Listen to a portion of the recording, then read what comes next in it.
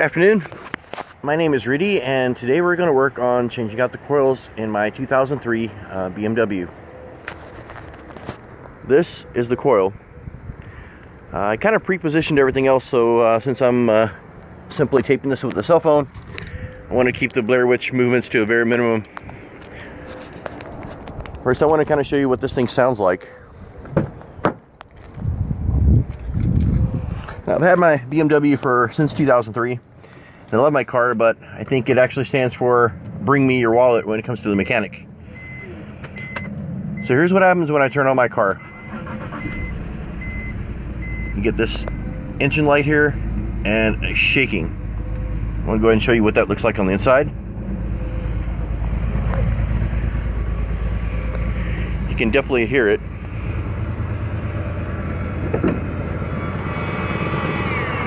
Yeah, the engine is shaking and making a rattling noise. I've already had this happen once. I changed out one coil. The mechanic recommended I change out all of them. They charge a pretty high price, even though I like my mechanic and I think he's very honest. Thought the price was kind of high, so I started looking into doing this myself. So I'm going to walk you through the process. As I said, I kind of pre-positioned everything else. So what you'll need is one simple little screwdriver, flathead, and a 10mm wrench. First thing you want to do is you want to go ahead and unscrew, and I did pick a bad day to do this because it's actually raining out here in Florida. So you remove the oil top. Down here is a little spot. All you do is you lift up on it and very carefully remove it. Just a simple little tab. Now, I've already removed these screws. That's what you would use the wrench for. There's one here, there's one in the back. You can kind of barely see it. Then what you do is you lift up on this component and the whole thing will slide out like this. I'm going to go ahead and move my parts. What I do recommend is, so we don't drop stuff in here, put the oil plug back on. Now, there are ways to test this thing. What you would do is you would go through and you try to swap out different plugs, and the way you do this here is you would, while the engine is running, you can lift up on the tab, which disables the contact here, and you won't get shocked. If the vibration gets worse, chances are that's the coil. But our goal today is, like I said, replacing all the coils, since number 6 has already gone bad, and I'm going to replace all 6 again with a different set. The whole process will cost you about $200, and again, this is the item in question. So first thing you want to do is I would do these one at a time. So you want to scoot the cable out. You want to reach in here and turn, do a little wiggling motion. This thing pops right out. Underneath this is the spark plug. So that's number 1.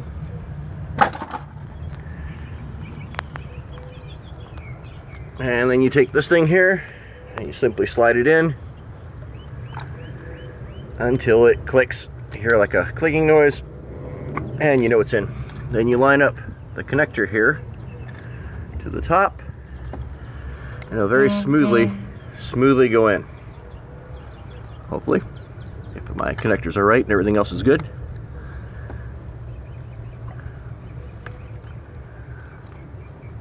There we go. The cap should kind of start moving on its own, and then when it's in, you should be able to close it in and lock it in. This is number 1. Number 2, same thing. You lift up, thing slides right out, and I have not tested all these, so some of these might be a little bit more painful, but I've heard of people using other methods to get this in. Here's another one. I'm going to toss that over here. Open my box. I got these from Car Parts. Let's see, where's the address? Autoparts.com, and they were actually a pretty decent price. As far as the brand, I got mixed reviews. I wasn't sure as to which one I should select. I'll go ahead and open this real quick.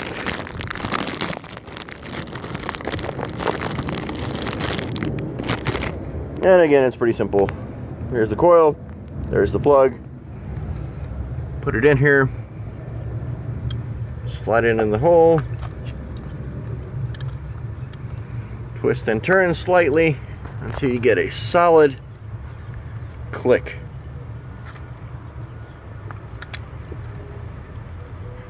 There we go. You line up the connector here. Again, you can't put this on there wrong. At least, well, never say never, but you have to really try to put this on there wrong. Now you gotta line up the little teeth over here until the connector clicks in place. And going on to number 3, same thing, pull out,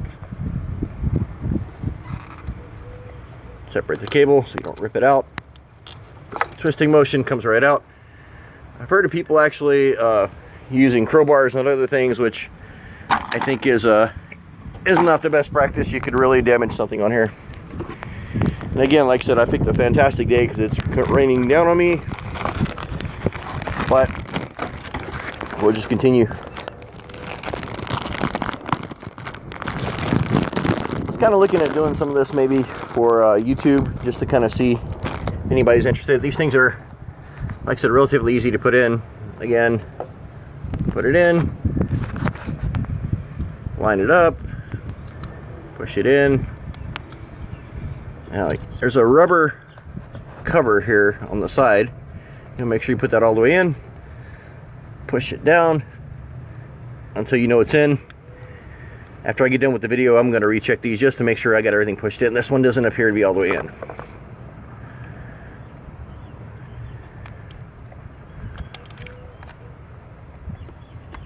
Yeah, I'm going to have to play with this one here. So anyway, moving on to the next one. Pulling it out. Plug separates. Shoots out the side.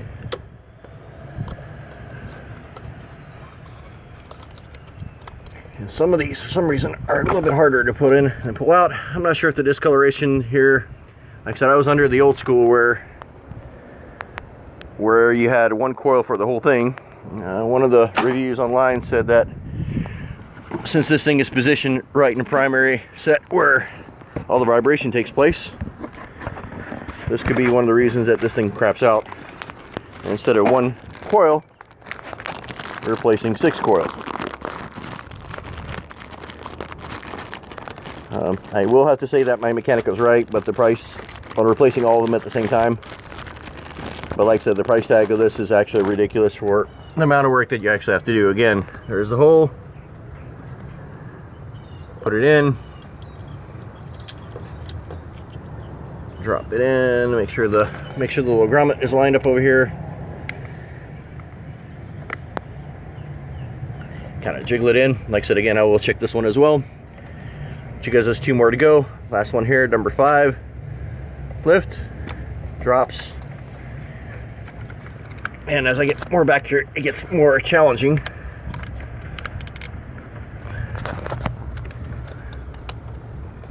There we go, and it pulls right out. Number 5. There's my collection of garbage. These are Denso.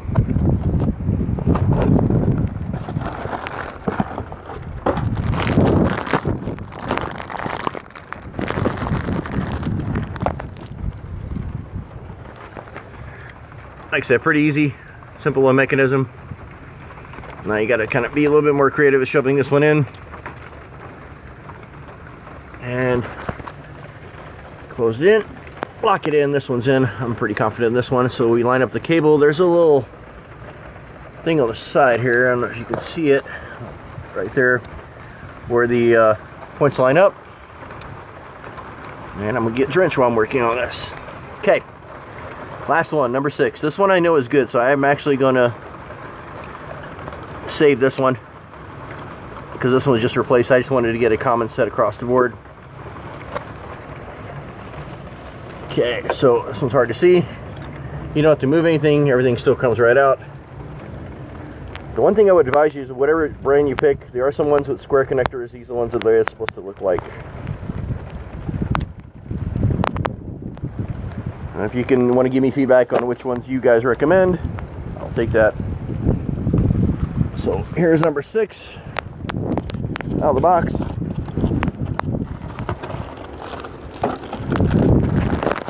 Could have ordered a little nicer weather.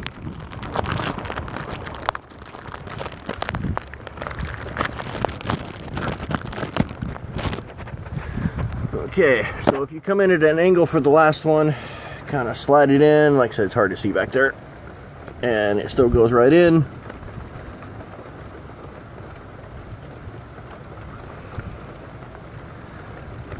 I'm gonna put the camera down so I can adjust these real quick.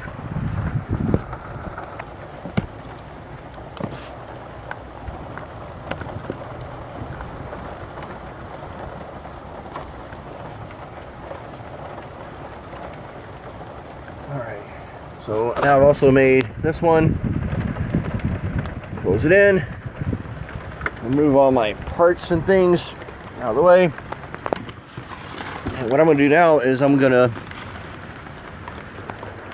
restart the car and see if we made a difference. And then since it's raining like cats and dogs over here, I'm gonna finish it at a later time.